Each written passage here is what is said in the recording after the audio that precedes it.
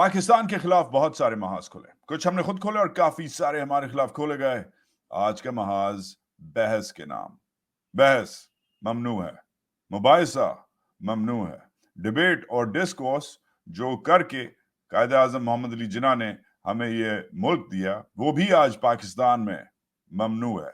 शायद इसलिए इमरान रियाज खान अगवा हुआ, शायद इसलिए इमरान खान को सजा हुई, शायद इसलिए खदीजा शाह और दीगर और खवातीन और हजरात तकरीबन 10,000 आज ड्यू प्रोसेस का सलाखों के पीछे इंतजार कर रहे हैं। शायद इसलिए मुल्क हमारा इस वक्त 150वें नंबर पर है दुनिया के 180 ममालिक में प्रेस फ्रीडम इंडेक्स के मुताबिक। शायद इसलिए हमारे केयरटेकर प्राइम मिनिस्टर अनवर काकड़ मजबूर हुए मगरबी जरीदों को ये बताने में कि पाकिस्तान फौज की जो मुदाखलत है वो पाकिस्तान की सियासत में अनकरीब होती रहेगी। शायद इसलिए मुझ पर और मेरे दीगर और कॉलीग्स पर झूठी FIR'ें कटी। शायद इसलिए मेरे कॉलीग अरशद शरीफ को एक साथ कबल शहीद किया गया। शायद इसलिए जजेस की फैमिलीज की ऑडियो रिकॉर्डिंग्स हुई। शायद इसलिए एक मासूम PTI वर्कर जिले शाह को एक्स्ट्रा जुडिशली मर्डर किया गया, शहीद किया गया। और शायद इसलिए आज मैं अपने मुल्क वापस आके अपने माँ की हाथ की रोटी नहीं खा सकता। शायद शायद शायद शायद निकलता है शक और शकूक के ही एटिमोलॉजी से, मगर इन तमाम अल्फाज की इस वक्त पाकिस्तान में गुंजाइश नहीं है।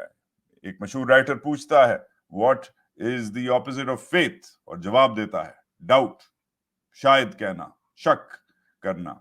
और जो फेथ है वो हमारे तीन जो अहम सतून हैं जो कायद ने हमारे लिए बनाए, वो उनमें से एक सतून है यूनिटी, फेथ और डिसिप्लिन। इस यूनिटी, फेथ और डिसिप्लिन की खोज में मैंने कल परसों में एक अहम डिबेट मॉडरेट की। ये जो डिबेट थी ये अहम 3 रीजंस के लिए थी। पहला रीजन तो ये था कि इस डिबेट को बहुत सारे लोग रोकना चाह रहे थे, ब्लॉक करना चाह रहे थे, बैन करना चाह रहे थे। क्यों? क्योंकि ये डिबेट अमेरिका में जो पाकिस्तानी निजात जो प्रोफेसर्स और जर्नलिस्ट हैं उनके दरमियान न्यूयॉर्क की एक प्रीमियर यूनिवर्सिटी में थी। हमारा टॉपिक सिर्फ पाकिस्तान डिस्कस करना नहीं था, बल्कि जो मगरबी मुदाखलत है और जो मगरबी मुजरिमाना खामोशी है पाकिस्तान के जो अहम जो अमूर चल रहे हैं उनको जांचना था। मगर कोई डिबेट भी पाकिस्तान के बारे में पाक फौज को, इमरान खान वगैरह को एक्सक्लूड नहीं कर सकती। तो जो बुग़्ज़ इमरान में जो मुब्तला कुछ लोग हैं और फिर जो इश्क फौज के जो जुनूनी हैं, उन्होंने ऑर्गेनाइज करके इस को सैबोटाज करने की कोशिश की। न्यूयॉर्क की एक यूनिवर्सिटी जिधर ये डिबेट होस्ट होनी थी, उसने इस डिबेट को होस्ट करने से मना कर दिया और फिर हमें एक और यूनिवर्सिटी की तरफ रुख करना पड़ा। ये यूनिवर्सिटी न्यूयॉर्क की न्यू स्कूल यूनिवर्सिटी थी, बहुत रोशन मिजाज, बहुत प्रोग्रेसिव किस्म की ये इंस्टीट्यूशन है। इसमें ये जो बुग़्ज़ी थे, इसमें कुछ लोग इधर स्कॉलरशिप्स पे आके इधर जो मगरबी जो एक बयानिया है उसके पिट्ठू थे, और इसमें कुछ लोग वो थे जो ना खेड़ेंगे ना खेड़न देंगे टाइप आइडियोलॉजी रखते हैं। मगर हमने यूनिटी, फेथ और डिसिप्लिन की खोज में अपनी दरियाफ्त जो है वो जारी रखी। क्यों? क्योंकि वक्त ही ऐसा है। पाकिस्तान बहुत खराब तरीके से पोलराइज हो गया है, और ये जो पोलराइजेशन का वक्त है इसकी जिंदा मिसाल अभी थोड़े मिनटों पहले, कुछ देर पहले ही, चंद मिनट पहले ही मुझे इधर न्यूयॉर्क में मिली। कल रात 3 बजे मैंने सोशल मीडिया पे अपनी एक तस्वीर चलाई। ये जो तस्वीर थी ये मैंने न्यूयॉर्क के मशहूर टाइम स्क्वायर पर तकरीबन 3 बजे ली, और उसी वक्त मैंने पोस्ट कर दी और इस पर लिख दिया कि 3 बजे हैं और मैं न्यूयॉर्क में हूँ, टाइम स्क्वायर में हूँ और अकेला। अगर आपने न्यूयॉर्क का टाइम स्क्वायर देखा है तो जबरदस्त, अगर नहीं देखा तो वो हमारा पेशावर मोड़ भी है, वो हमारा लिबर्टी चौक भी है, वो हमारा तारिक रोड भी है, हमारा जमजमा भी है। न्यूयॉर्क जो है उसका शायद सबसे बिजी इलाका जो है वो टाइम स्क्वायर है। मगर इस तस्वीर में आप देख सकते हैं टाइम स्क्वायर खाली था, मगर जो बुग़्ज़ है वो भरा हुआ था। मेरी तस्वीर में मेरी घड़ी, यही घड़ी जो बेचारी एक मेरी घड़ी है, देखकर कुछ लोगों ने मासूमाना सवाल किया कि सर आप की घड़ी पर 12 बजे हुए हैं तो फिर आप क्यों कह रहे हैं कि 3 बजे हुए हैं। मैंने ट्विटर वगैरह पे लोगों का जवाब दिया कि मैं अपनी घड़ी पर हमेशा पाकिस्तान स्टैंडर्ड टाइम रखता हूं। क्यों? ये सिर्फ अपनी धरती की याद में नहीं, मगर प्रैक्टिकलिटी के लिए, अपने दोस्त और अहबाब के ख्याल में, क्योंकि अगर मैं उनसे राब्ता करूं तो मुझे ख्याल रहे कि उस वक्त पाकिस्तान में उनका क्या टाइम हो रहा है, देर तो नहीं हो गई। ये आदत मेरी कॉलेज के ज़माने से है, जब से मैं अमेरिका पढ़ने आया था 20-25 साल पहले, जब से ये आदत मैंने अपनाई हुई है। मगर पढ़ाई को छोड़ें, कुछ लोगों ने तस्वीर पर एक केस बना दिया कि मैं झूठ बोल रहा हूं, कि 3 नहीं मगर 12 बजे हैं, और इस 12 बजे के मुताबिक क्योंकि मैंने गलत बयानी की है, तो मेरी हर चीज झूठी है, मैं झूठा हूं, मेरी तस्वीर झूठी है, टाइम स्क्वायर झूठा है। अच्छा, इन लोगों को जो जिन लोगों ने तनकीद की मेरी इस सो कॉल्ड झूठ साजी पे, उनको दर्जनों और लोगों ने रीट्वीट किया। और हालांकि अगर ये लोग थोड़ी सी अगर तहकीक करते, थोड़ी सी, तो इन्हें पता चलता कि 12 बजे इसी जगह पे जिधर मैंने तस्वीर ली है, दर्जनों नहीं सैकड़ों पाकिस्तानी मौजूद थे, और एक प्रो पाकिस्तान म्यूजिकल कॉन्सर्ट हो रहा था इसी जगह पे जिधर मैं खड़ा हुआ हूँ। मैं क्योंकि लेट आया, मैंने खाली देखा कि शायद कोई उधर उस वक्त हो, उस वक्त मुझे कोई नहीं मिला, टाइम स्क्वायर खाली था। और अगर ये थोड़े से वेल ट्रैवल्ड होते तो इन्हें पता होता कि 12 बजे जो ये क्लेम कर रहे हैं रात के, टाइम स्क्वायर पर चलने की जगह नहीं होती, क्योंकि उधर इतना इतना मजमा होता है, इतने लोग होते हैं। और अगर थोड़ा सा ये बेनिफिट ऑफ द डाउट देते, तो ये शायद समझ लेते कि वजाहत जो है शायद उसकी घड़ी भी उसी की तरह, बेचारे की तरह टूटी हुई है। मगर ना बेनिफिट ऑफ द डाउट दिया, ना तहकीक की, ना दरियाफ्त की, ना रिसर्च की, और सोशल मीडिया पे केस बना दिया कि मैं जो है मैं मैं वक्त के ऊपर झूठ बोल रहा हूं। शायद इसीलिए आज महाज की जरूरत, आज का महाज जो है वो जरूरत पर मबनी है। हमें जरूरत है यूनिटी की, क्योंकि यूनिटी हमें यकजहता करती है। हमें यकजहती की जरूरत है। फेथ की, क्योंकि शक करने का और ईमान खोखला करने का वक्त जो है वो खत्म हो गया है। और डिसिप्लिन की, सबसे ज्यादा शायद डिसिप्लिन की, क्योंकि इसी की खोज में जो है हम पढ़ाई करते हैं, दरियाफ्त करते हैं, ट्रैवल करते हैं, और शायद एकेडमी से ज्यादा, यूनिवर्सिटीज और कॉलेज से ज्यादा आप जो डिसिप्लिन है वो आपको कहीं नहीं मिलता। इवन पाकिस्तान मिलिट्री एकेडमी में वो डिसिप्लिन नहीं मिलता जो एक अच्छी यूनिवर्सिटी, एक अच्छे कॉलेज में आपको मिलता है। हमें जो कामयाबी हुई वो मुश्किल से हमें मिली। आज जो डिबेट आप अभी मुलाहिजा फरमाएंगे, ये बहुत आला लेवल की है। डिबेट में बैलेंस भी है, और डिबेट में तनाव भी है, डिबेट में औरत भी है, डिबेट में मर्द भी है, डिबेट में लोकल जाविया भी है, और डिबेट में इंटरनेशनल एंगल भी है, डिबेट में जर्नलिस्ट भी है, और डिबेट में प्रोफेसर भी है, डिबेट में थोड़ा बहुत हंसी मजाक भी है, और ऑब्वियसली बहुत दर्द और संजीदगी भी है, और डिबेट में जो सबसे ज्यादा चीज है वो टॉलरेंस है, सब्र है। क्योंकि डिबेट जीतने के लिए डिबेट नहीं की जाती। डिबेट इल्जाम तराशी के लिए, जैसे ये बोगजी करते हैं, डिबेट इल्जाम तराशी के लिए नहीं की जाती। डिबेट जो है वो दूसरी साइड का पॉइंट ऑफ व्यू समझने के लिए की जाती है, और हमारी डिबेट में ऐसा ही हुआ। मुर्तजा हुसैन, इंटरसेप्ट के सीनियर जर्नलिस्ट, जिन्होंने जलजला खेज किस्म की कहानियां की हैं इमरान खान के साइफर वगैरह पे, वो मौजूद थे। हुसैन नदीम, प्राइम मिनिस्टर इमरान खान के नेशनल सिक्योरिटी सेक्रेटेरिएट के मेंबर थे। ये उन दिनों में मौजूद थे जिन दिनों में इस्लामाबाद में रेजिम चेंज हो रहा था। उन दिनों में ये इमरान खान की प्राइम मिनिस्टर सेक्रेटेरिएट में काम कर रहे थे, ये मौजूद थे। एतजाज एहसन के साहबजादे अली एहसन, जो खुद एक नामवर वकील हैं, और जो नौजवान वकील खदीजा सिद्दीकी के साथ रोज पाकिस्तान के कोर्टों के धक्के खाते हैं ताकि कानून और आइन की बालादस्ती हो, वो मौजूद थे। डिबेट में लीहा यूनिवर्सिटी के खुर्रम हुसैन, और फ्रैंकलिन एंड मार्शल कॉलेज के शेर अली तारीन भी मौजूद थे, और सोफिया सिद्दीकी जो पाकिस्तान की ऑक्सफोर्ड रोड स्कॉलर हैं, लम्स की प्रोफेसर हैं, जिन्होंने ज़मान पाक की जो ट्रेजेडी है उसको डॉक्यूमेंट किया, वो भी मौजूद थी। ये तमाम ख़वातीन व हज़रात को इकट्ठा किया, को मुश्किलें काट कर एक प्लेटफॉर्म पर बार्नार्ड कॉलेज की ज़ैनब अली लाइन, और फिर एक एक्ट ऑफ गॉड हुआ। न्यूयॉर्क में सैलाब आया, फ्लाइटें कैंसिल हो गई, ट्रेन्स बंद हो गई, गाड़ियां जो हैं वो डूब गई, और हमें लास्ट मिनट पर जो है वो प्लान्स चेंज करने पड़े। गाड़ियां डूबी मगर हमारा जो जज्बा है वो नहीं डूबा, और फिर हमने रिमोटली जूम के जरिए ये डिबेट की।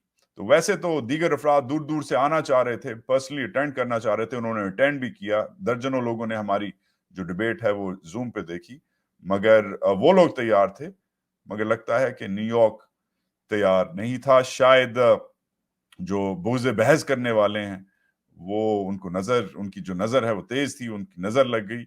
मगर फिर भी नजर और सैलाब जो है वो एक तरफ, ये डिबेट हुई, ये डिबेट जम के हुई। 2 घंटे ये डिबेट चली, पता भी नहीं चला कि 2 घंटे किधर गए। एज ए मॉडरेटर मुझे आज एजाज है कि मैं ये डिबेट आपके सामने शेयर कर रहा हूं। ये 15 मिनट वाला वीलॉग नहीं है कि आपको हम मोटी मोटी खबरें दें और मसाले लगा के आपको बताएं। उसके लिए बहुत लोगों ने दुकानें खोली हैं, आप उन दुकानों पे जा सकते हैं। मगर आज मैं चाह रहा हूं कि आपका जो संडे है वो आप जरा सा ठहराव के साथ, जरा सा सब्र के साथ इस संडे का, इस डिबेट का जो एक बड़ा मकसद है वो समझें। बहस का मकसद, सच का मकसद, दरियाफ्त का मकसद, और मकासद पाकिस्तान को ना भूलने का मकसद। बहस लंबी जरूर है, बहस अंग्रेजी में है, मगर मैं गारंटी करता हूं कि आपका जो संडे है वो 15 मिनट के जो दुकानदारी वीलॉग्स हैं उनसे बेहतर इस डिबेट के जरिए गुजरेगा। मेरा साथ दें, शेयर, लाइक, सब्सक्राइब करें, इंडिपेंडेंट मीडिया, इंडिपेंडेंट जर्नलिज्म को सपोर्ट करें, और मेरे साथ यूनिटी, फेथ और डिसिप्लिन की दरियाफ्त करें। और अब डिबेट देखें। Pakistan's poly crisis prevails, in fact, worsens. The ouster of former Prime Minister Imran Khan from office last year is a debatable marker to measure the ongoing effects of what's been ailing Pakistan, but it is a marker, and we will use it today to ground today's debate. Now, Pakistan is sinking, and sinking fast on multiple fronts: security, economy, law, climate, civil rights. All sectors stand breached. The country, which is the world's 5th largest, isn't exactly isolated, but close to it. Security is what I'm going to start with quickly, give you an overview and why it remains a concern. The last 2 years, in terms of attacks, terror attacks in Pakistan have been the worst in over a decade. Daesh, which is ISIS, Baloch separatists, and the Pakistani Taliban continue to make their presence felt. Just today, at least 65 people lost their lives in what seemed to be 4 coordinated attacks on civilians and military personnel. A double-digit rise in casualties has been recorded over the 2021-2022 period. A triple-digit rise in attacks has been recorded over the same period. Pakistan is the only stan in the region. Uzbekistan, Kazakhstan, Kyrgyzstan, all of them share borders with Afghanistan, but Pakistan is the only stan in the region that continues to see unabated terror attacks after the US pullout in 2021. The army, ostensibly the country's most powerful institution, seems to be dug in. Its crackdown against Imran Khan, his PTI, journalists and civil society organizations, as well as regular citizens, continues. The current actors in charge of the military don't seem to be going anywhere and remain dug in. Extensions have been granted also this week. Just this week, the most powerful man in the country, the Chief of Army Staff, General Ahsan Munir, extended the tenure of the second most powerful man in the country, the Director General of the country's Inter-Services Intelligence Directorate, the most formidable intelligence agency in the land. So they don't seem to be going anywhere either. Now, beyond the pale of security, the army continues to shape the country's politics as well. The most popular leader, according to Gallup survey released just yesterday, the most popular political leader in the country is Imran Khan, but he remains incarcerated as case after case piles up against him. Several of his deputies have been forced to resign from the PTI. Some of them are in incarceration as well. The PTI, which is, by the way, also the most powerful, the most popular political party in the country, is being allowed to contest elections, which have been announced just last week, very reluctantly.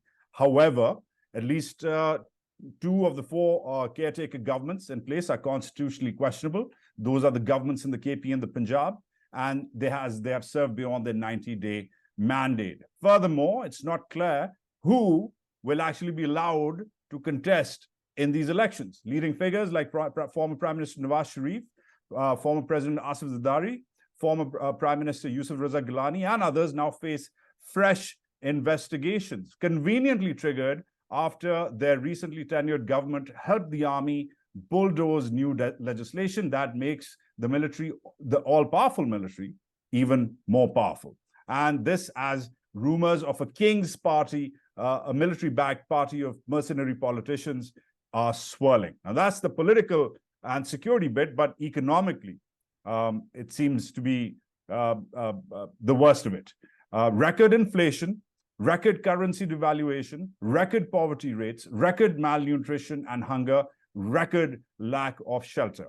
But it is record energy prices that have driven people to protest lately, intermittently though, over the last few weeks.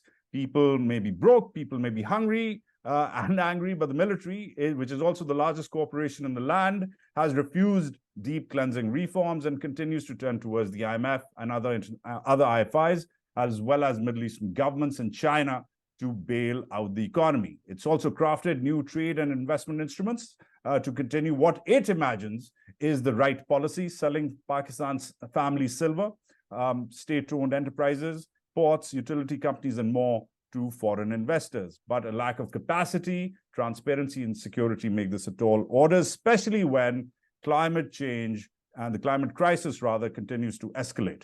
With at least $30 billion in record damages incurred last year's record floods, we are still looking at least 500,000 children deprived of shelter and even clean drinking water today, 1 year after the floods, according to a UNICEF report released last month. In fact, the most climate affected, as Pakistan is one of the most climate affected and water stressed countries in the world, if not just the global south, the growing threat of climate change, unfortunately, doesn't have a lot of buyers in and out of Pakistan. About now $9 billion have been promised in COP27 in loss and damage waivers and help and support, but not much has trickled in. Pakistan's lack of capacity as well as foreign disinterest both contribute to this crisis. And finally, civil rights.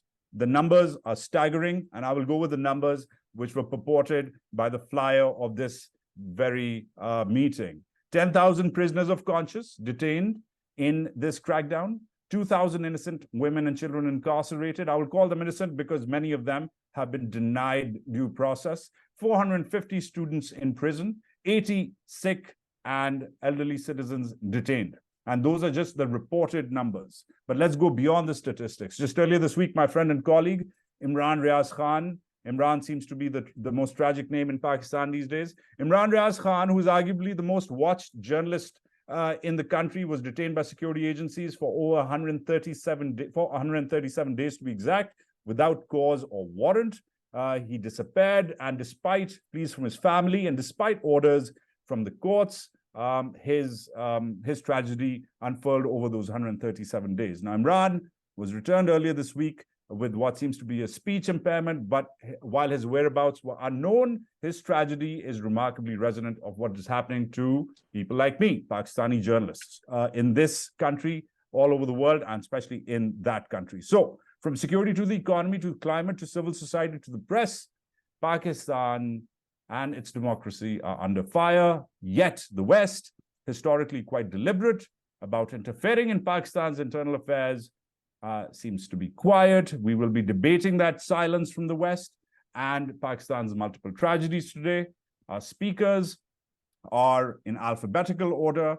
Ali Ahsan, who is a lawyer based in Lahore, formerly an associate partner. I've demoted him, unfortunately. An associate partner at McKinsey and Company in New York. He will be joining us. He is joining us live from Lahore. He will get first go because it is late over there in Lahore. Then Hussain Nadeem is the Maurice R. Greenberg World Fellow at the Jackson School of Global Affairs at Yale.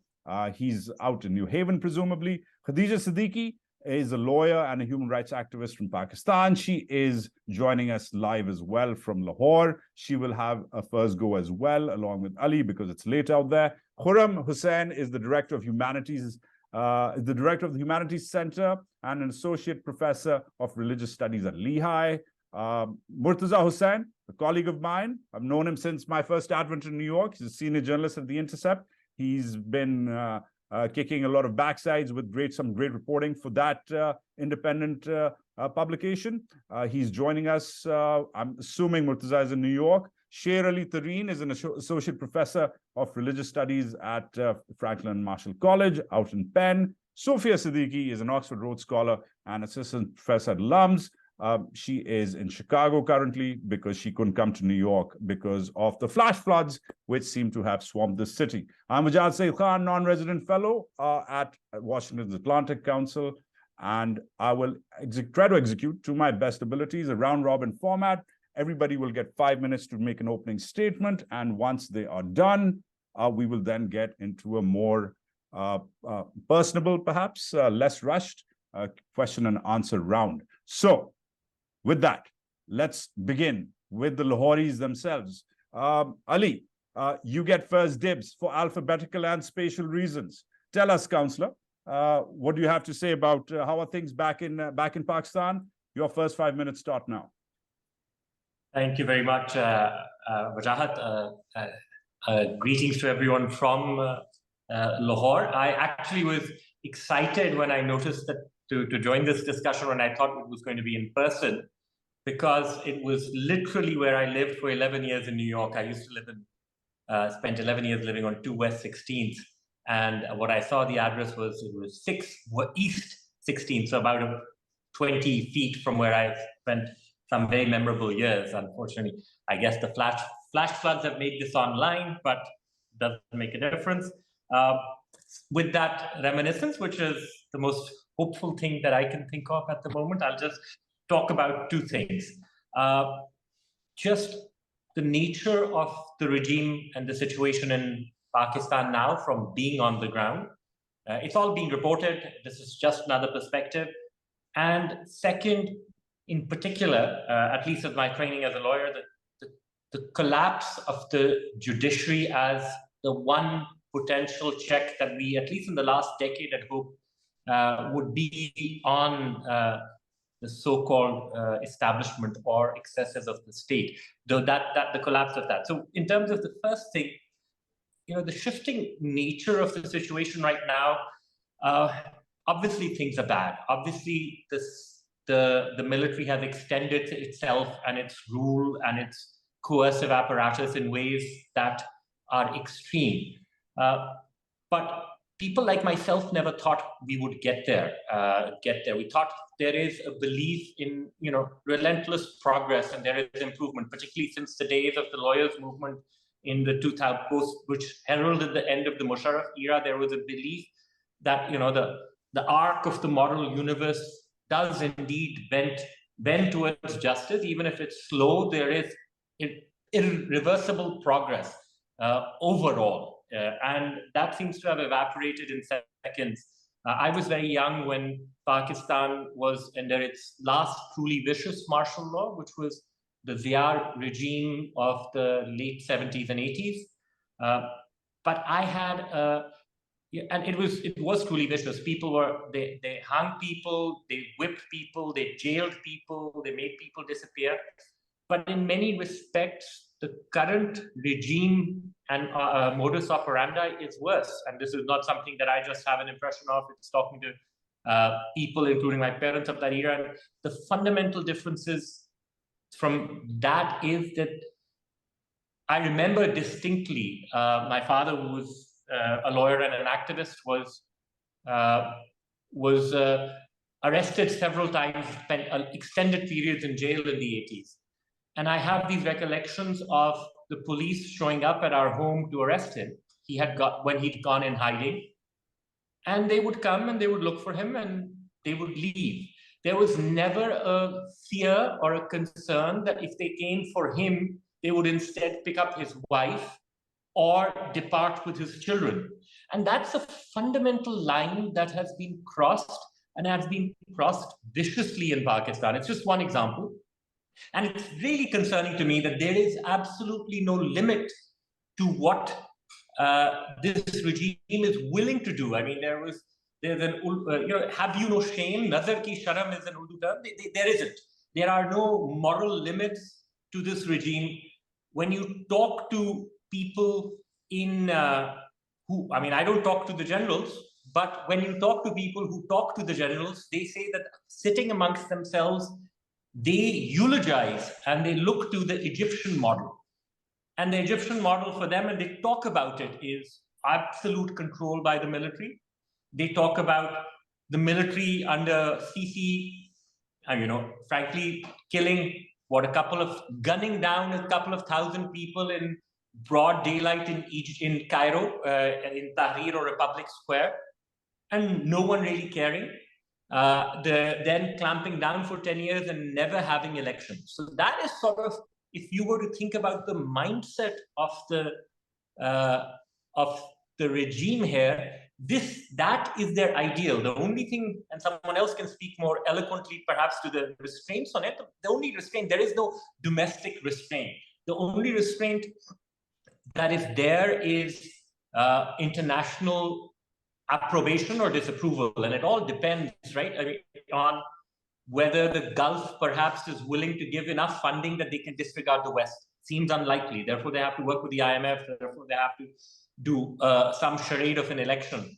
But that's the nature of the regime. And I think this, I'm just going to trigger the point here, but it's not going to it.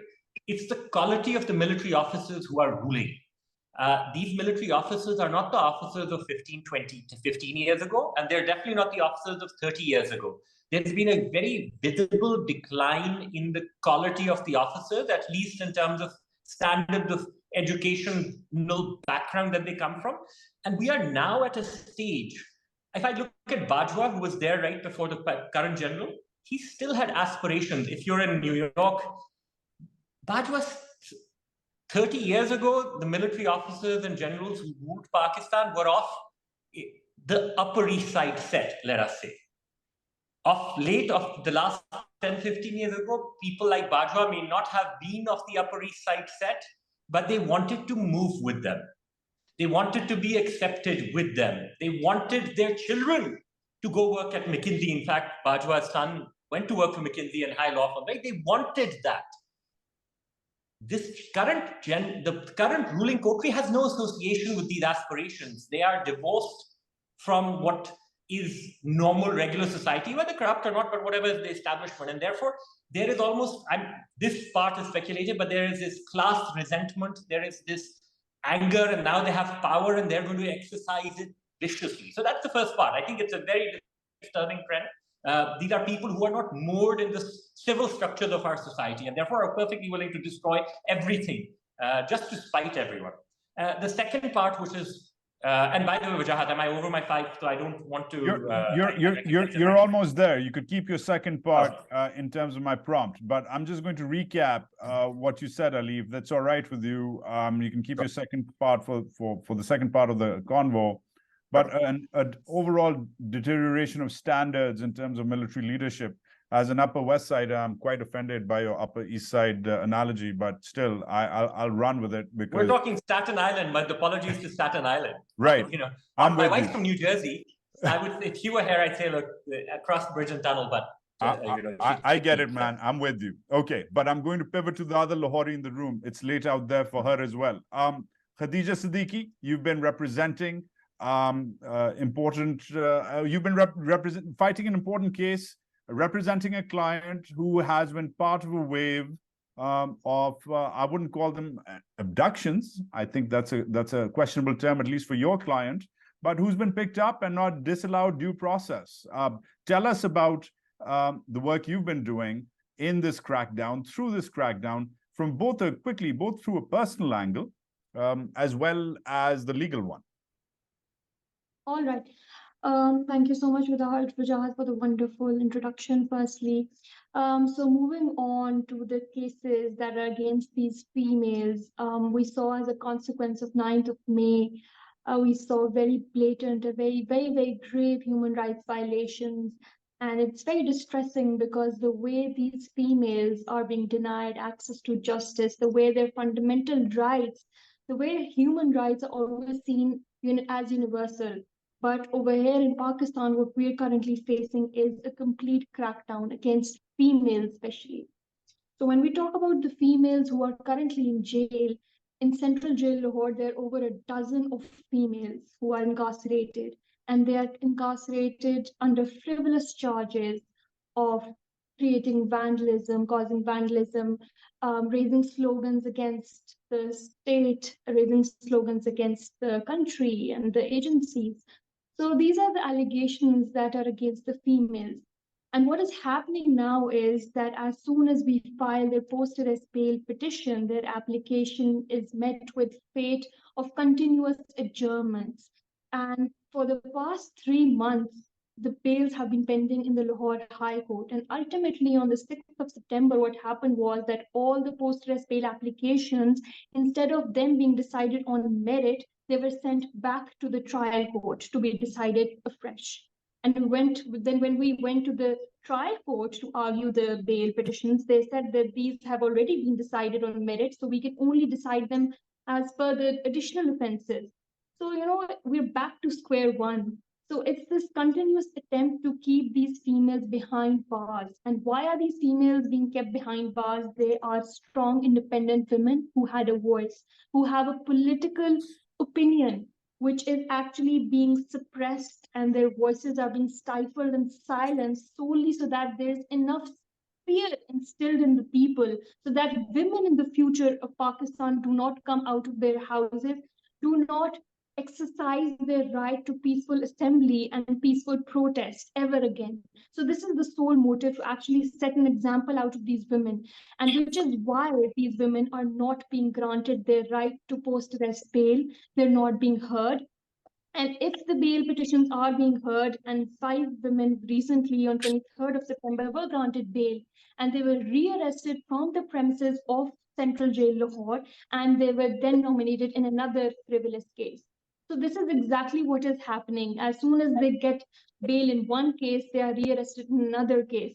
So this is like an endless stream of cases against them, which I feel is like a never-ending thing. And it's very unfortunate that our judiciary is not playing its apt role, which actually it should be playing in the current circumstances, because whatever is happening right now is gross illegality, and it is against the principles of natural justice.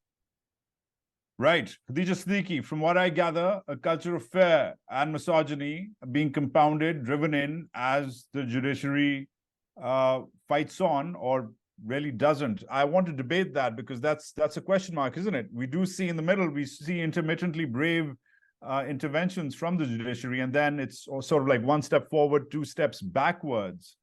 So I would like to get a clearer handle from the lawyers in the room on that in a bit, but thank you for that opening statement. Stay with us. Hussain Nadeem,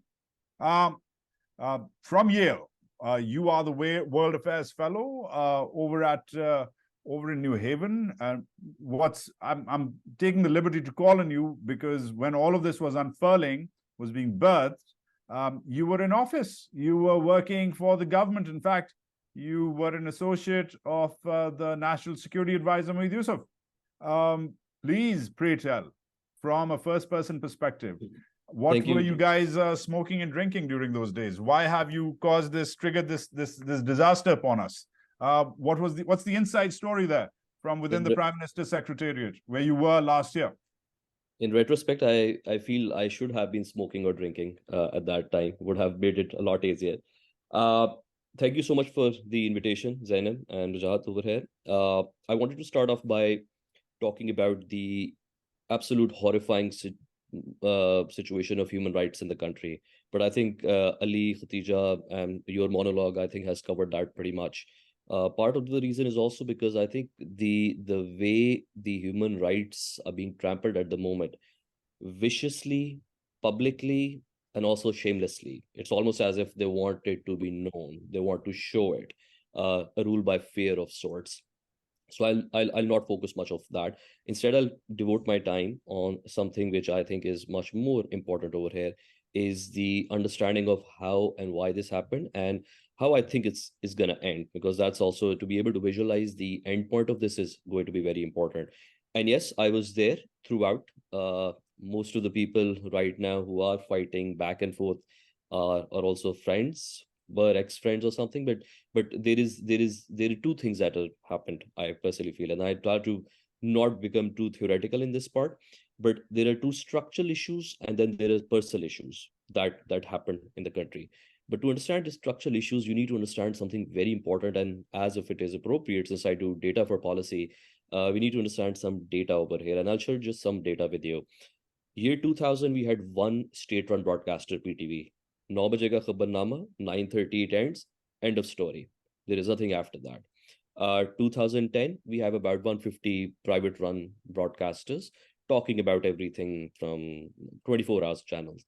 Now, 2023, we have 77 million individual broadcasters on social media. I was the head of the strategic communications and data analytics team at the Prime Minister office. And part of my job, because I was there, was to figure out how do you even collect, visualize, and make sense of this explosion of data. Now, all of a sudden, 16-year-olds are making narratives for Pakistan. So if you look at the monopoly of narratives, it moved from one state-run broadcasters to 150 private-run broadcasters who the state forces could still muscle out, to now 77 million individual broadcasters. What do you do about it? So that's one big problem. The second data point I want to share with you is related to population, because I think that's something very important. The median age right now in Pakistan is 20. The population in 2000 was 14 crore, 140 million. Right now it's 240 million. We have added 2 Canadas in last 10 years to Pakistan's population. 2 Canadas. Median age 20. The way we're describing, if you look at the government narrative, it is youth bomb, youth explosion. And the way they're looking at the digitalization part, it is from the national security lens, which basically tells you the trajectory. At the moment, the key national security threats, the way they're organized, are youth, not seen as an asset, but a possible problem. And second is the digitalization and internet part, the data of which is basically that we have about, let's say, in 2000, we had 0.7% internet users in Pakistan. Now we have about 38% penetration of internet. Social media users in just 23 years ago were 0 because there was no social media. We have 77 million social media users. So the reason I'm giving you that data is because that will give you the sketch of the environment where these post-colonial state structures of the 17th century Westphalian orders were developed. And all of a sudden, now they see themselves in this whole new world where they don't have the capacity, capability, understanding to understand or figure out what happens. And since you've been in the military, you know very well, the moment something you don't understand happens, there is a panic, bull in the china shop. That is one of the things that was developing over the past 5, 6, 7 years, that they were throwing around here, they were hitting here, weren't able to understand what exactly was going on. The second part, the structural issue, is also that we're a post-colonial state, which basically means that we never really bothered to decolonize, because decolonization also meant reforms. We continue to delay the reforms. We realized, the super elite realized, that the British actually left a really, really good model. Why do we actually give up that model of the controlling population and instead just become the new British Empire? And that is exactly what happened. So Section 144, Jallianwala Bagh, to open fires on PTI protesters and all of that is part of the same story, part of the same training, part of the same colonial mentality. We've never truly decolonized. So whatever the input into the system is, for instance, you're going into the PAS, you're going into the military, the outcome, the product is essentially exactly the colonial trained mindset of us versus them, my cars, my perks, my privileges, end of story. So this recognition wasn't there that you end up going to live over here in this country, unlike the British that were going to leave. So that was the two structural parts. Now, the important part is when these two structures are happening, there is something very important that happened. If you look at the data of power transition and all, the power has diffused. And one key element to this is the decentralization of information. The monopoly of narratives, the monopoly of information is not in the hands of the government anymore. 16-year-old TikTokers, 17-year-olds are developing monopoly. So comes the whole chaos and the uncertainty part, the government shaking, not understanding, picking up every random person who is tweeting and all of that. So that madness is part of the reason of that madness is this decentralization, which, by the way, is happening around the world. The response of that is, although very different.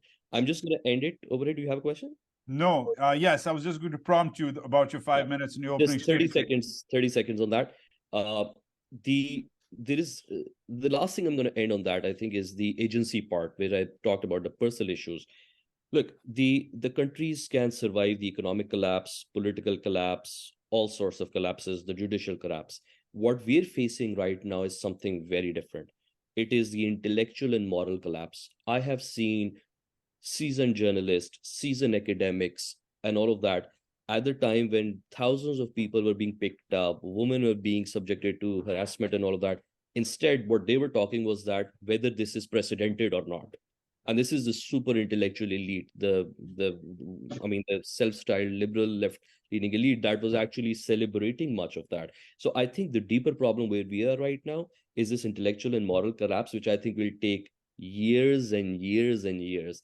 The cultural hit we have taken in the past 1 or 2 years, I'm going to be very surprised if Pakistan is going to come out of that anytime Right. soon. Hussain, Nadeem, lots to chew on. Yale is lucky to have you. Very anti-colonial, pro-new school stands there. But I hope you weren't referring to me when you said if I've been in the military. If I were, I'd be not holed up in an apartment the size of mine here in New York. I'd be golfing, etc., around somewhere in Lahore. But to your point, I will bring this up, so you better put it on your agenda. Question about when you said that it's a problem that there's many more broadcasters, millions more. You said it's a problem. I don't need a response yet, but I don't think it's a problem that more people are taking to social media and more people are broadcasting every day. I'd really like to know whom it is a problem for.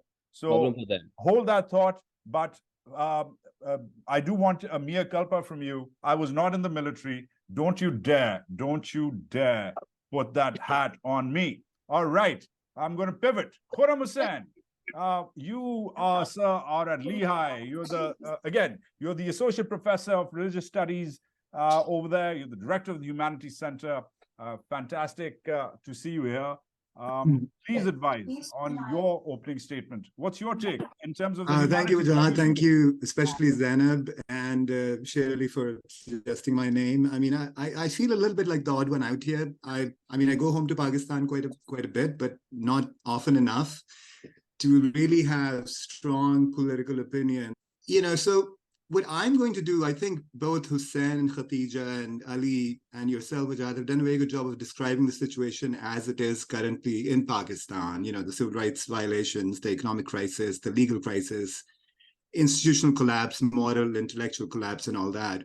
What I would recommend from my vantage point as a scholar and a student of somewhat of Pakistani history is to sort of think about this particular issue and all issues in sort of three distinct ways which are interrelated, but they are to be kept separate, I feel like, right? And this has to do with the chronology of events, right? So I think for this particular crisis, for any crisis, there are short-term reasons, there are medium-term reasons, and there are long-term reasons, right? And I think each of these particular historical evolutions is both intertwining with each other and sort of has its independent kind of reality. So, for example, Nadeem was talking about the colonial history of Pakistan, right? And I think the colonial history, for example, as the long history of what is happening in Pakistan right now is exceedingly important, not just purely in terms of theoretically or in terms of resentments or in terms of being upset about that, but rather also in terms of something as facile and as banal as legal codes that are still on the books, right? From like 1800s, there's also particular institutional infrastructure that still exists from colonial times, right? Give me an So example. anyways, Give me an example real quick. I mean, I don't have particular examples. I'm not a legal scholar, but I've attended enough legal conferences about this matter to know that there are particular things. I mean, the very common one is the homosexuality laws. Laws around homosexuality are almost always verbatim from, pre-colonial times. But that's just one example. But there are lots and lots of different ways in which the legal code itself and the institutional infrastructure that goes along with it has these colonial roots, right? And in order for us to look at that, we don't have to say, I mean, I would disagree a little bit with Hussain. I think it's clearly the case that a certain apparatus from colonial times, both legal and institutional, continues and persists to this day, certainly in the academy as well.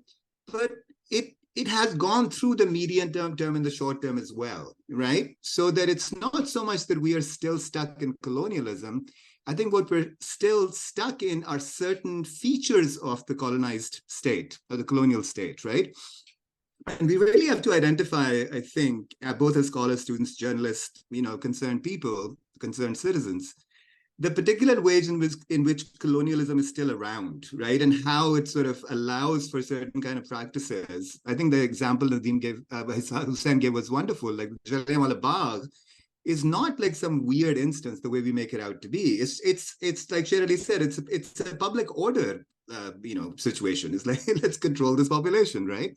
So I would say that that's the long term. The medium term, I would say we have to consider things like 1971, right? Like the breakup of East Pakistan, right? And the military's like continuing anxiety about those kinds of things, right? Where non-state actors, which also you can call them citizens or people of the state, like demand things that the military establishment as such is not able or willing to provide, right? I feel like that's sort of the medium term, and that's where the social media stuff also comes in that Hussain was talking about, right? Like the population is getting out of control, it's getting too much access to things. That's sort of a medium term thing, right? Like the dynamics of very particular kinds of political, technological, social, cultural evolution that happened after colonialism, right? That is happening all over the world, right? And I think I would also say that in the short term, what we must focus on is that this is, I mean, clearly in Pakistan, it's a poly-crisis. But this crisis of democracy or the crisis of consent, it seems like a generalized problem that is happening around the world, right? Where what we call democracy or what we call the particular regime of rights and responsibilities, obligations that go along with that kind of representative form of government are being challenged, in many places. I think precisely because the stable equilibrium or the somewhat stable equilibrium in which governance and consent have existed over the last few decades are breaking down. And partly because of neoliberalism, partly because of globalization, partly because of social media, technology, a lot of different factors are coming in at the same time. So what I would recommend for us in the audience and also in general for Pakistanis is to both sort of recognize that there are multiple sort of historical levels here, right? And we need to sort of pay adequate attention to each of those with adequate separation between them and adequate connection between them, right? That we don't sort of constantly mix up these different kind of historical phenomena, which might be happening and coming together at the same time in what is happening in Pakistan right now. So I'll just stop there, and I'll be happy to take questions about any of this stuff going forward. I will have some questions for you, Professor. Medium term especially, but to start with, to summarize, some archaic laws have added to the long-term pressures which have led us to this moment. Some medium-term phenomena like, of course, media, social media, etc. But in the short run, the breakdown of the government through the poly-crisis, the stresses of the long and medium term add to that. Okay, always love a three-act, long-term, short-term, medium-term tragedy. Love it. Love the Shakespearean tragedy there. Let's pivot. Let's go to Murtaza Hussain. Murtaza, we've talked enough about what's been happening within that country. I would urge you in your opening statement to sort of introduce us and expand our horizon a little. Tell us more about Washington. You've been spending a lot of time there. You've been reporting out of there. The Intercept has now made Pakistan a bit of a beat, it seems. Under you and your co-author, Ryan Grimm, you guys have done some great work, some interesting reporting there. Educate us about the foreign side, the US side in particular, which you've been covering so regularly, with Pakistan as the epicenter of this crisis, but also Washington as a part of the picture. Sure. Thank you, Wajahat. So, I think I should start just very quickly for an explainer, very briefly, for the purposes of the origins of The Intercept. The Intercept was created in 2013 specifically to report on leaked documents. And at that time, it was the leaked documents we created to report on were the Edward Snowden NSA, National Security Agency documents. And for the past 10 years, we've continued to report on stories based on leaks from security agencies in the US, the FBI, NSA, Iran, China, now Pakistan, and many other countries I'm sure I've forgotten that our colleagues have worked on over the years. But Pakistan, as I said, has been the most recent source of leaks from the security establishment. And some of you mentioned very eloquently that there are some changes happening in the character and nature of the security establishment in Pakistan. And what we can glean from these leaks, we'll talk about in a moment, is that not everyone is on board with these changes. That people are quite alarmed institutionally about some of the things that are taking place in Pakistan. So earlier this year, this summer, I could say, we published a series of stories. The first one was on a leaked document in Pakistan known as the Cipher, which Imran Khan, former Prime Minister, talked about quite extensively. He had done, you could say, psychological preparatory work in a way, unknowingly, that one day people might see such a document. And it was leaked to us ultimately by someone within the Pakistani military establishment who was upset, as I said, about what's going on at the moment. Subsequent to that, a few weeks ago, we published another story based on a tranche of documents detailing Pakistani arms sales to Ukraine brokered by the United States. Now, the two things we figured out from these two stories was that the cause of the falling out between the US and Imran Khan specifically, which somewhat was synchronized with the way that he fell out with the military, different reasons, but similar time frame, was about Ukraine, was about a dispute over Pakistani foreign policy. And since his removal, this dispute has gone away. Pakistan has actually emerged as a supplier of arms to Ukraine. And the specific type of arms which Pakistan is specialized in providing, the Pakistani military specialized providing, the type of arms which are useful for a war of attrition, which is now what's taking place between Ukraine and Russia. Low-grade military hardware, ammunition, shells for artillery, things like that. They're produced by Pakistani weapons manufacturers linked to the state. So we see that this has become a source of sales to Washington. And effectively, the US has responded to this in two ways. First of all, they initially didn't really deny our story. They just said that this conversation, if it's as reported in the Pakistani document, is not an example of us expressing a preference one way or another who the leadership of Pakistan should be or what foreign policy should be, which I think is disproven by the course of the text. The text itself was verified by someone named Shehbaz Sharif, may know, a former prime minister. He basically said that, yeah, someone leaked the cipher. The cipher appeared in this publication, The Intercept, which refers to ultimately the verification of its veracity and so forth. So I would say that, effectively, Pakistan plays a useful but small role for the US. They like to show support for their foreign policy in different regions of the world, including South Asia, where they have not had a lot of backing, diplomatic or otherwise, from India or other countries which have remained neutral in the conflict. And to have Pakistan on their side in any small way is useful diplomatically for people in the State Department to show that they have a win, so to speak, in the region of responsibility. But also it's useful in a practical way that Ukraine is short of arms for this conflict, and Pakistan can be a provider of arms. That's a practical material benefit. I will say that in response to this story, I've been very interested in some of the responses I've gotten from Pakistan. Obviously, it's a very polarized political environment. People who like Imran Khan like the story, and I think that represents a significantly large number of Pakistanis. But the polarization that's seen is very interesting is from the current media and political and military establishment, which respond to the story in a very strange way. And it's not a very free environment in Pakistan at the moment, as you guys have pointed out very eloquently. But there's been a lot of lying and mendacity about all of the events around this, false accusations about the origins of the story, or attacks against the publication behind the story.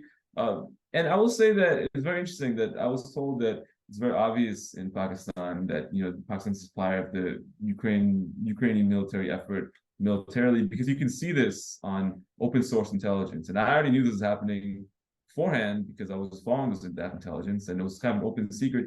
But the Pakistani Ministry of Foreign Affairs, in the wake of our story, actually denied this happening. And the current caretaker prime minister, in an interview with Washington Post today, also denied this happening. Said if any Pakistani weapons are showing up in Ukraine, it's because of they're winding up in the black market. We have nothing to do with that.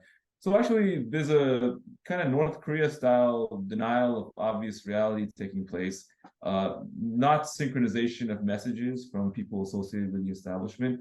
And I think it speaks to something very unfortunate, which is a degrading of political capacity in the country. Because if you look at India right now, they're also mired in some sort of controversy, diplomatic controversy, vis-a-vis this attempted assassination or alleged assassination in Canada of a Canadian citizen. But they synchronize their government messaging. Its narrative is coherent. The people in the press are speaking from the same, at least, basis of facts, whether they're true or not. They're at least on the same page. See, in Pakistan, in response to stories, it's been total chaos. It's been actually something you see more out of authoritarian states we've dealt with in the past, like China. Well, not China. China's been more organized, but like Russia, like Iran. Real expression of an authoritarian political culture. And I think it's very sad because for all its problems, Pakistan's always had a very fledgling but vibrant civil society and press and civil activism and so forth. And now, unfortunately, allows people to continue their work. They fled abroad, or they simply remain in Pakistan and been silent.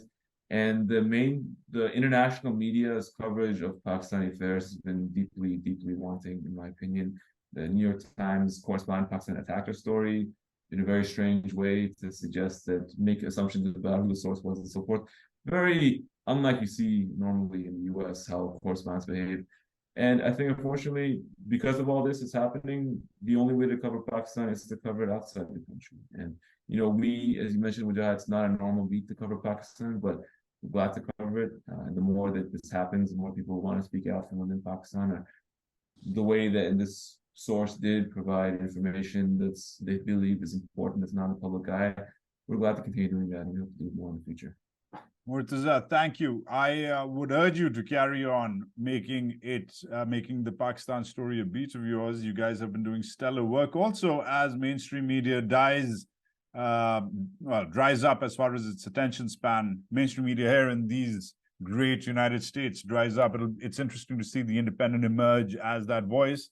I do have a question, though. I will like some feedback in the second round from you about the eerie silence in Washington, beyond the connections that you draw into what else you're hearing, beyond Donald Lu's involvement in the cipher, which you broke, beyond the alleged Ukraine connection. I'd like to know a little more about what you're really hearing on the ground when it comes to the silence from DC and other world capitals too, for that matter. Let's continue our opening remarks. Sher Tareen, good afternoon. You, sir, are the Associate Professor of Religious Studies at FNM. Besides the football, tell me what else is going on in Pennsylvania regarding your worldview of the motherland. Hello, assalamu alaikum to everyone, and thank you to Zainab for inviting me, and thank you so much. Learned a lot from this discussion. It's really inspiring to be here. I'll just make 4 very brief points, and very briefly. Point number 1, I think a lot of what we've been talking about in terms of the state violence and the incarceration and the jailings of thousands of people, including women, sexual abuse and killing of an autistic young man. If one can capture all of this in one sort of headline or statement, it is, I think, 2 things that I will say in terms of capturing that. One is that clearly the paradox of the situation is that the more that the state expends violence, the more it is a symptom of its own fragility. And the more it exposes the yawning distance between the popular will of the people and the sovereignty of the state. And the more this distance keeps getting extended, the more unsustainable the situation will become. So in some ways, these tactics of intimidation long practiced by the deep state in the peripheries like Balochistan and the tribal areas have surged mainland with disturbing and unprecedented ferocity. So this whole debate about is it precedented or not, I think ultimately is a rather silly question and answer space. Point number 2.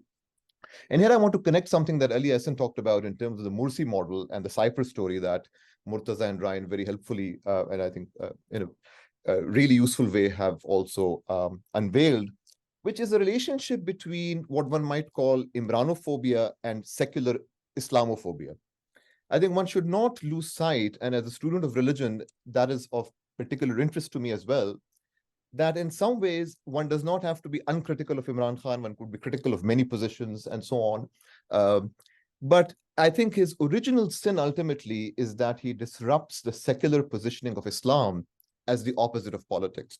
So with this cipher story, the ultimate sort of impetus behind it is, how dare this brown Muslim man insist on his political agency and sovereignty?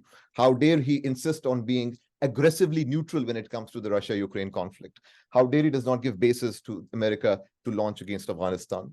So I think we should not lose sight of this global politics of secular power that makes possible US imperial power being connected with local actors in places like Pakistan, and the installation of people who might be seen as more pliant, might be seen as the good kind of Muslim liberals to serve US imperialism.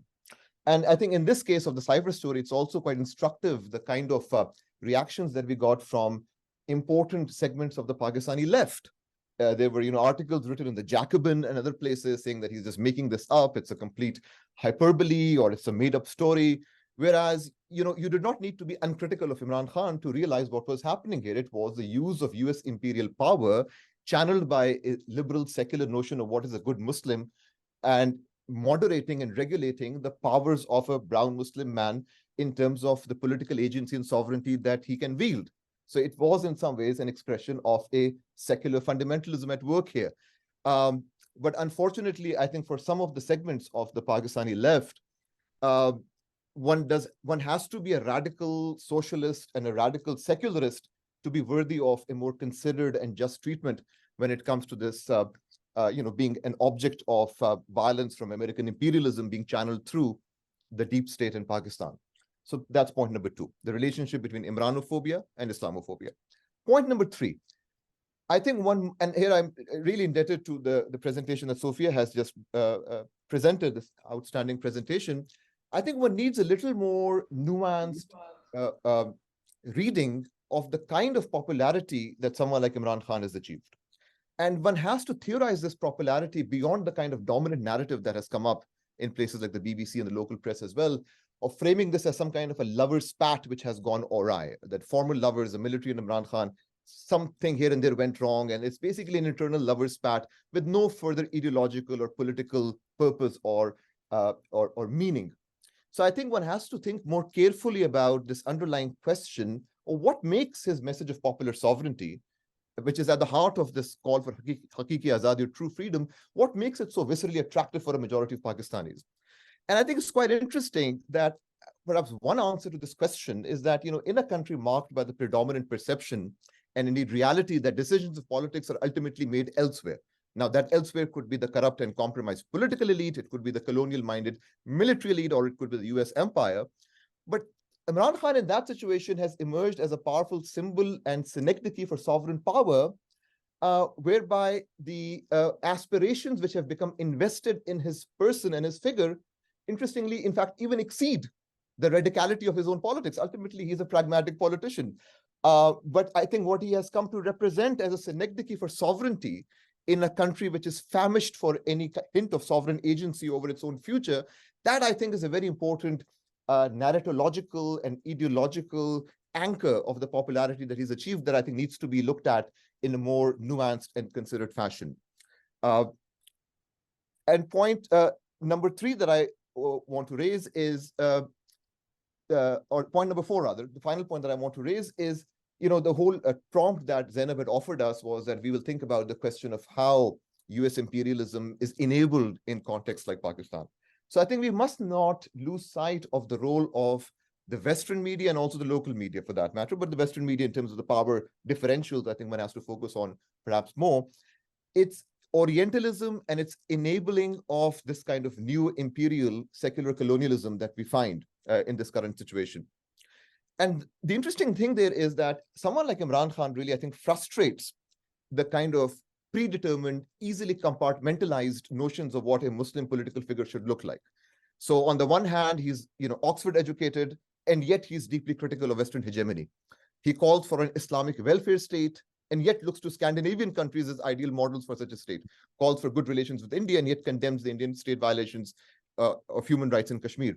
So when presented with this less than a neat narrative amenable to a comfortable liberal secular translation for the media here, the US media and really the Western media more broadly has resorted to some shockingly despicable displays of stereotypes and Orientalist arrogance. For example, going beyond the current moment when we saw in 2018 after the elections, the New York Times on its Twitter handle, and I'm reading it verbatim, I actually wrote an article on this called Dear American Media, How Not to Talk About Muslims. So I'm just quoting from that. It had a Twitter handle, a tweet which said, "Is Imran Khan a legendary cricket player, an international sex symbol, about to become the leader of Pakistan, an Islamic republic with nuclear weapons?" Now, this is the absolute height of despicable Orientalism that you find in the New York Times. The Washington Post was no different, The Guardian, and so on. So I think we really need to think carefully about, and that's why these venues like The Intercept become so critical. We must take into account the kind of ways in which US imperial desires, the Orientalist portrayals in the US media, and then pliant actors on the ground from the deep state and from the political actors, how all these things come together in furthering the ultimate, liberal secular project of colonialism that in some ways ties to the comments of both Khurrum and Hussain. So that's basically the note on which I would like to end, and to say that, with all of these things, one can be critical of Imran Khan, one can be critical of many aspects of the contradictions of his politics, but I think one needs to think about these discursive and narratological dynamics at work to account for how liberal secular power impresses upon itself and leads to the kind of violence that we've seen in these last 16 months and even before that. Wow, Sher Ali. Last but not least at all, critical input there. I don't even know how to summarize that. I would fail drastically, much like the New York Times, which deserved that, by the way. But I would like to follow up with you, especially the bit about Islam versus Imran in this context, the way you laid it out, and how he's not a neat fit in this Oriental worldview, this secular Oriental worldview, which you called it. I would love to circle back. However, we've lost our opening speaker. It's late out in Lahore, and Ali Ahsan had to leave. But now I am going to execute my moderator privileges and call upon you guys and gals randomly in terms of getting the momentum going.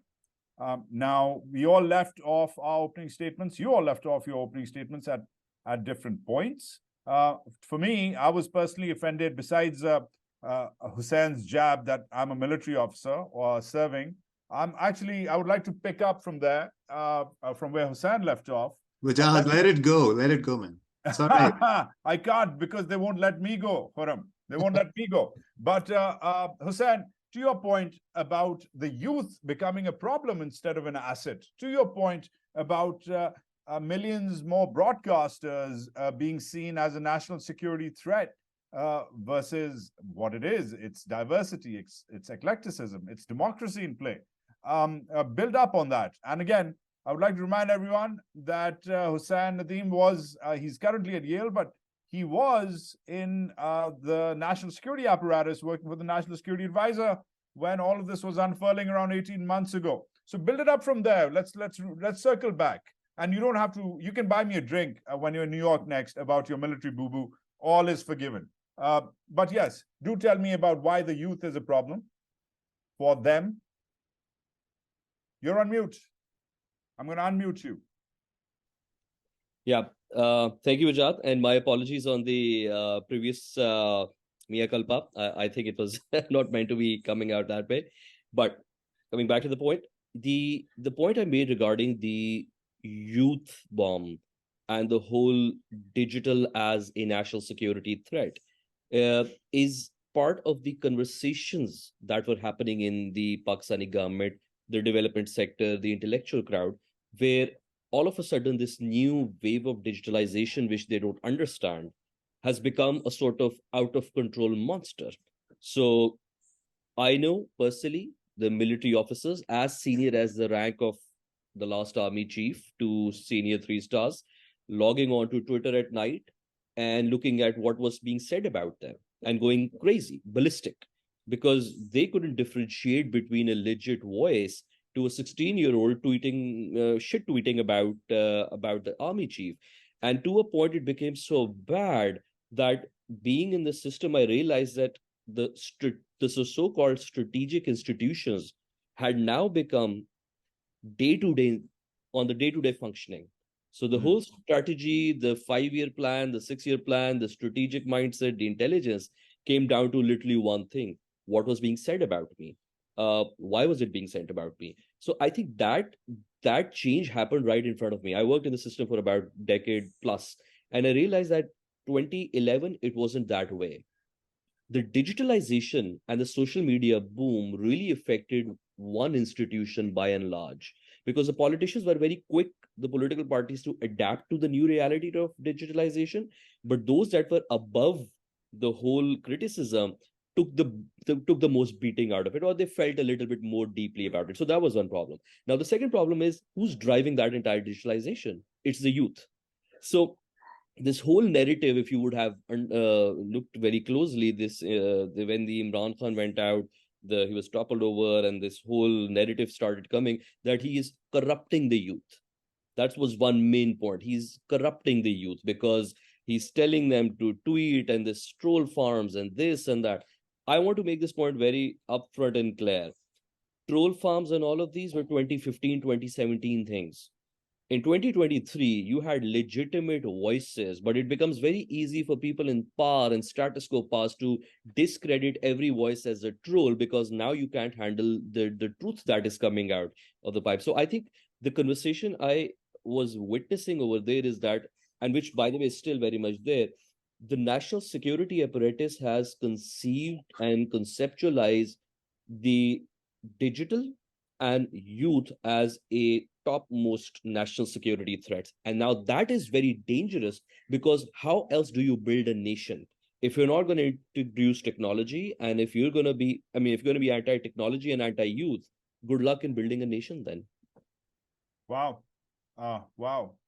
I must pivot that point from the personalities involved in the national security apparatus at the strategic level.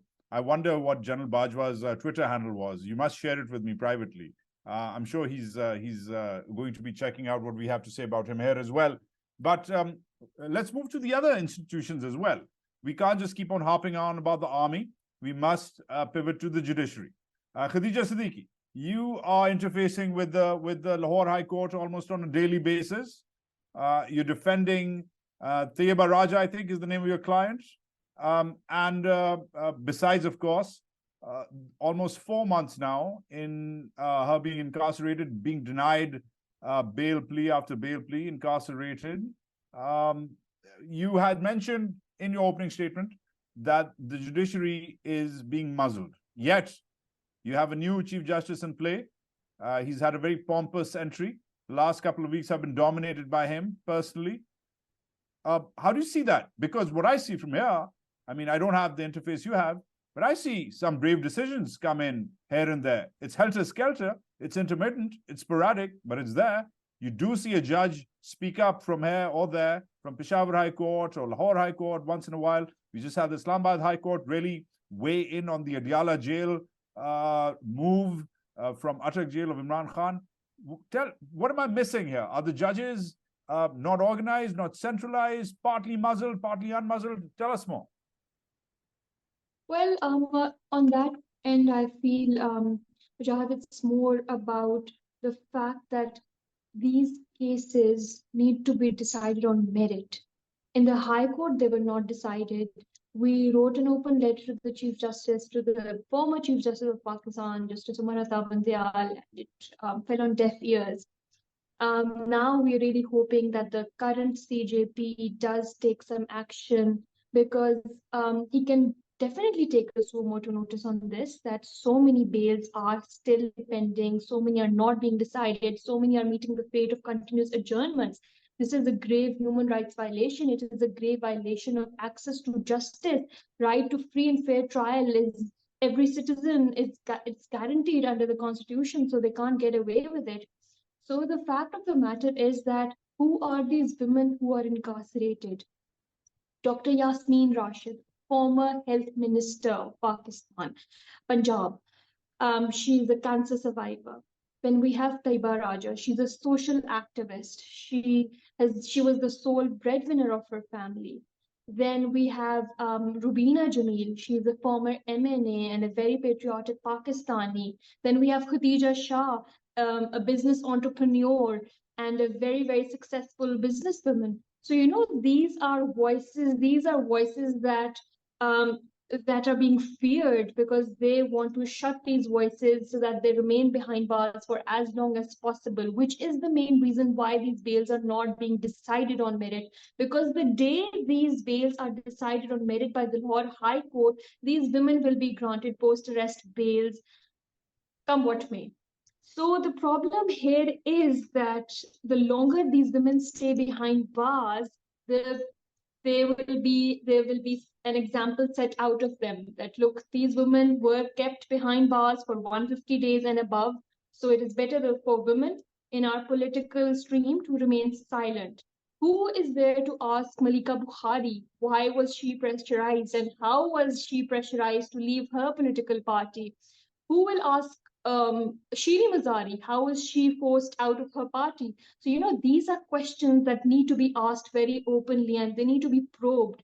Because I wouldn't want, personally speaking, I wouldn't want, let's say, Hina Butt to leave her political party. I wouldn't want Uzma Bukhari to leave PMLN, come what may. So, these are our political choices. We can't be forced out. Nobody should be forced out, because this is against the principles of democracy. No, I'm with you on the demand side. So on the demand side of justice, I'm with you for all those women and those you named and those who remain unnamed. But on the supply side, my question was more regarding the muzzling of the judiciary, which has been muzzled. Give me an example. I mean, I know how the press is muzzled. I mean, I started the show with Imran Riaz Khan, who was abducted for 137 days, just released earlier this week, and so many others like him. Some people have been abducted. Some people have had FIRs slammed against them. There's so many examples. But I'd like to know more about how the judiciary is being muzzled, because we don't really hear much about those tactics which force the judiciary, the judges, the honorable judges, to not really step up. Yes, so basically, I'll just give you an example of what used to happen when we were waiting for our bails to be decided in the Lahore High Court. So what used to happen was that we used to appear in the court, and there used to be a request from the prosecution that the state prosecutor is not available. And very, very leniently, that request was granted by the honorable judges, and they leniently allowed that. So that continued for over 12 to 13 good hearings. So imagine, I've seen Lahore High Court judges be very critical on the request of adjournments. They literally do not give adjournments, especially when it's coming from the state. So it's the lack of will, I believe, to decide these bails, and maybe the pressure that they're succumbing to. But I would really, really hope that now that we're again moving towards the High Court after getting those bails dismissed from the anti-terrorism court again, so we're really hopeful that now they will be decided without any deliberate attempts of delaying the same. So let's see, because that's our only hope. Judiciary is from what we're looking up to get bails granted, because otherwise these females, at least one thing that I say, that at least we know that these females are in Kot Lakhpat jail, Lahore.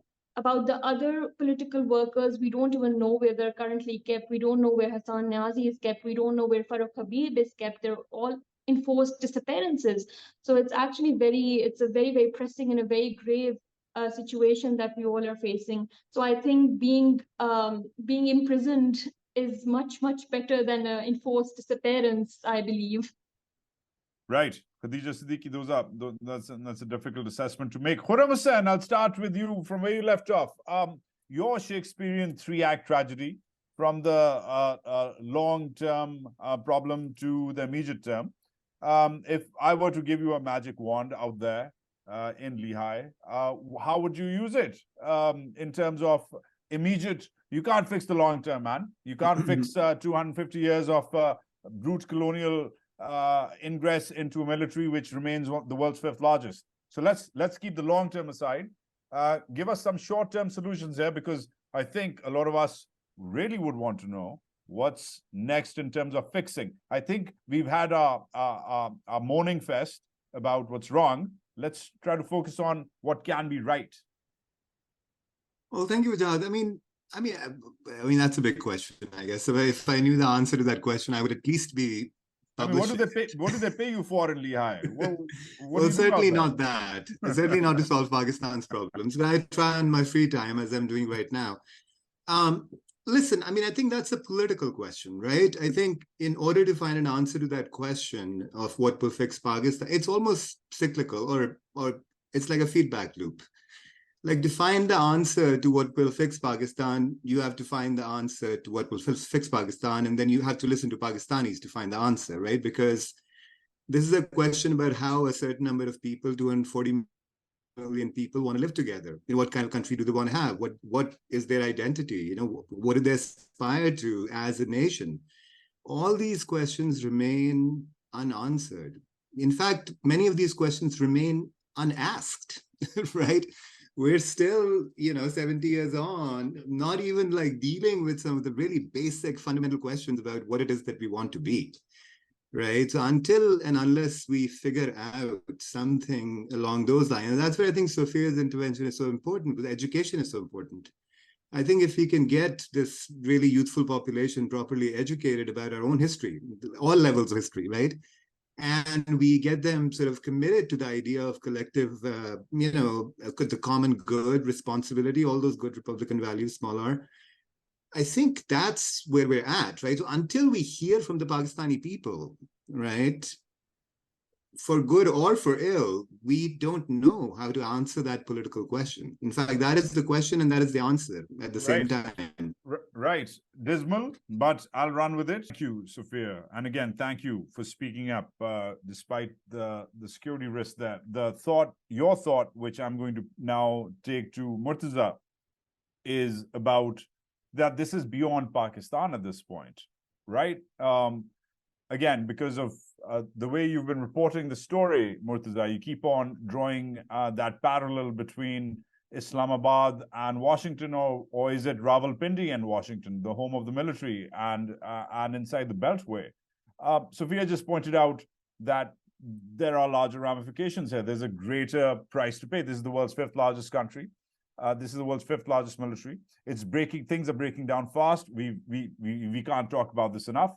But are your friends, sources, colleagues inside the Beltway, how do they imagine this process? And that takes me to my primary question to you initially as well. Why the eerie silence? I mean, there's enough wargaming about what a broken down Pakistan looks like. I'm sure people in New Delhi are thinking about it. I'm sure people in Washington are thinking about it. You know these people. Please tell us more. Yeah, so I would say that Pakistan at the moment, ironically, is at a very low ebb of U.S. interests. And even at the time of this events detailed in Imran Khan's removal, it was really not front and center. After the end of the war in Afghanistan, the strategic importance and the political importance in Pakistan and DC decreased tremendously. And seen this in the past during the war in Afghanistan in the 80s. It was very important. And then you saw the drop off of that thereafter.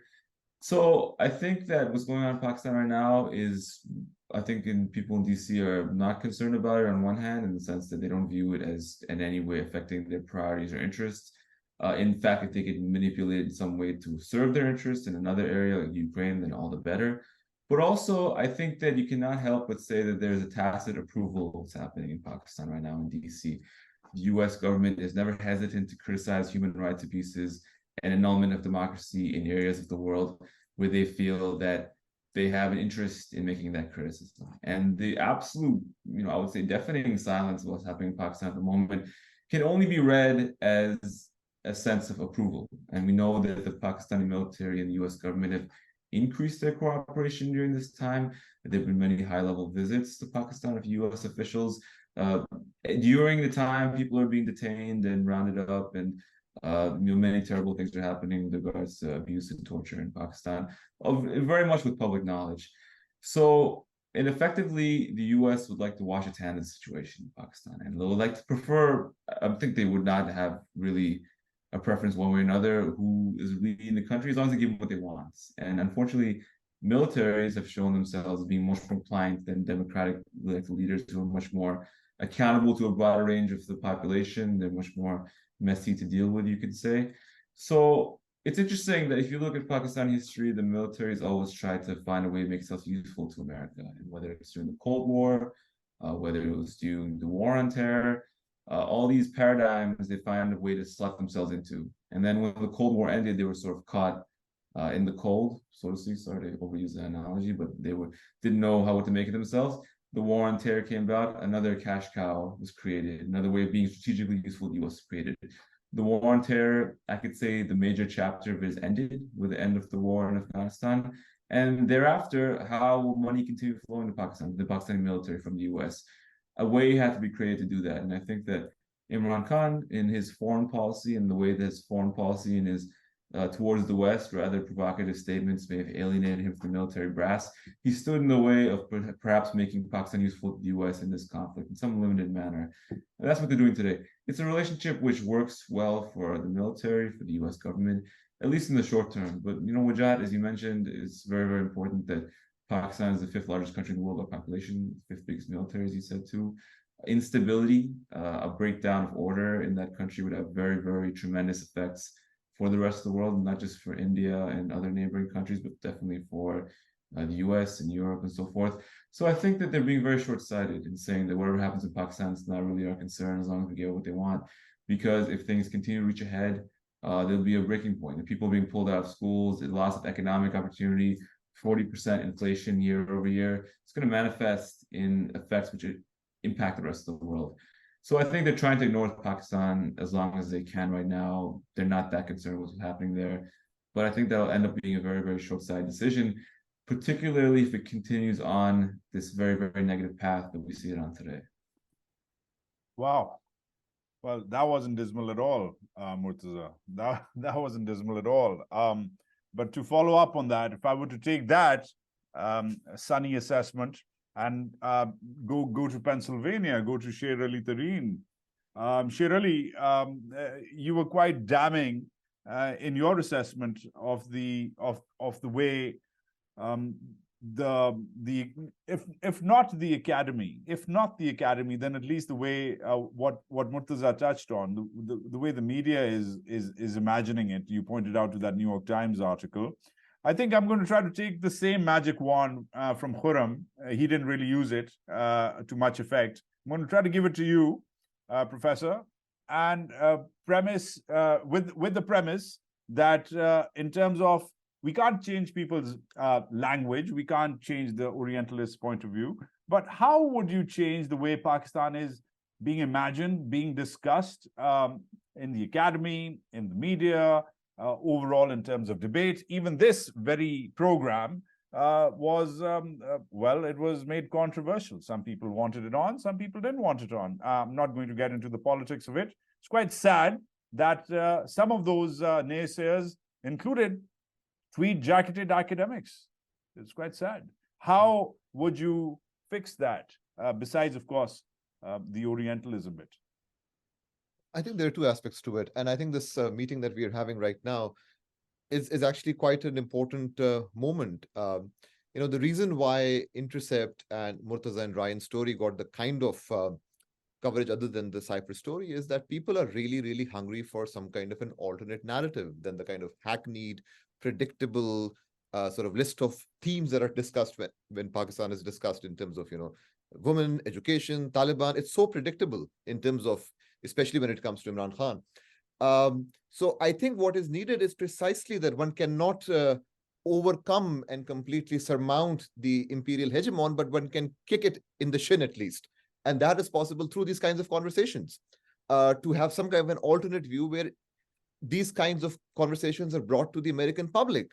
That, people were teary-eyed when Biden got elected, but this is the kind of stuff that this person has made possible. And this is no surprise. This is the same Joe Biden who, when he was Senator Joe Biden, had this amazing idea, who voted for the war in Iraq, by the way, and this amazing idea that let's divide up Iraq into the Sunnis, the Shia, and the Kurds. So this is the kind of nonsense, and he's a foreign policy expert, apparently. So this is the kind of nonsense that we see with people with a lot of power, and I think we should not undermine the possibilities of these conversations, especially in the US context, to really get this alternate narrative out there. So I think that's one part of it, and Wajahat, you're playing a great part in doing that and bringing together policy experts, journalists, academics, to have a conversation about something that they all care about. So I think I really want to punctuate the importance of this meeting in terms of bringing an alternate narrative, and we need to think about ways to get that message out in more effective ways. So that's one. The second thing I think is alliances within Pakistan. I think it's very unfortunate that this, I think, was a moment and opportunity lost by the left, which spent a lot more time in trying to talk about, is this precedented or unprecedented?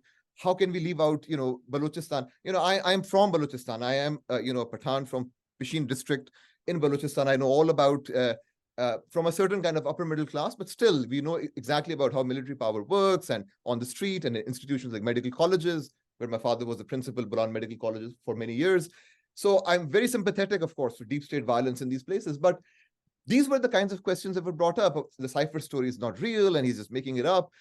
It was as if there was an obsession of making sure that this guy who talks about Islam, who is not quite the secular radical socialist, has problematic views on questions of gender and so on, that he does not get the mantle of being the anti-colonial revolutionary. There was more of an emphasis on dethroning him as a possible anti-colonial revolutionary than building alliances with these very people with whom you can then mount a more effective front against the deep state. And it's very, very difficult, especially for people within Pakistan. I would realize that. I'll end with a narrative, a story that I heard from a young student at one university in Islamabad. I won't name the student or the university, but he narrated to me a story in which there's a friend of his who's a very hardcore PTI supporter, and he saw this person speak to a Baloch student who has, very critical views of the deep state.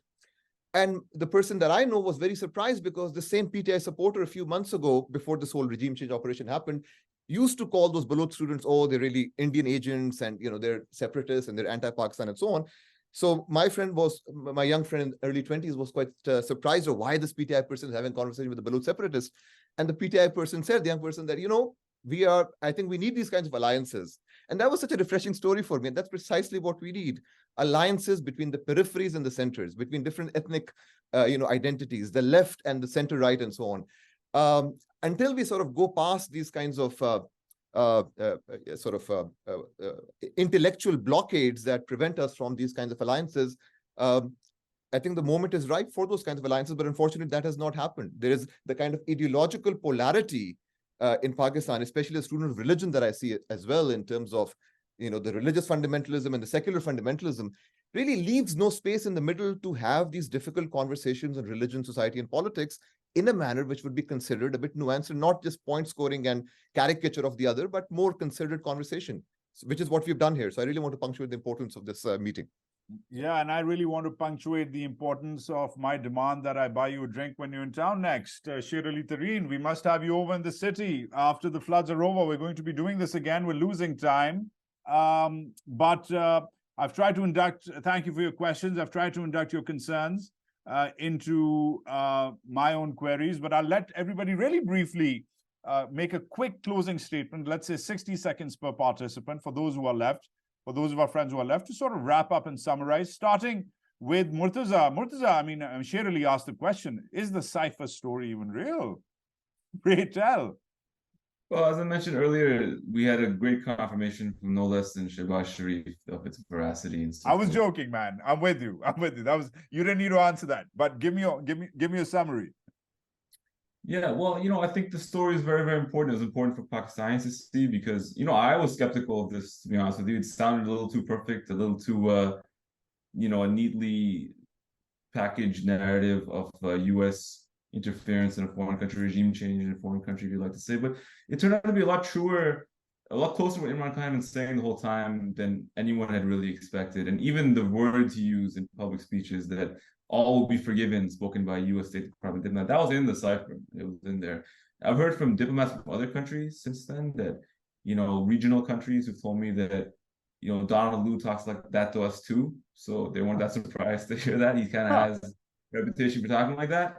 So I think that it was very, very important. It was important for Pakistan. It's important to Americans to see too, because it shows that behind how they may talk in State Department briefings or in press releases, they talk in a different way in private very often. And they do the same realpolitik, and you could say even pressure and bullying on smaller countries that they accuse other powers of doing at times.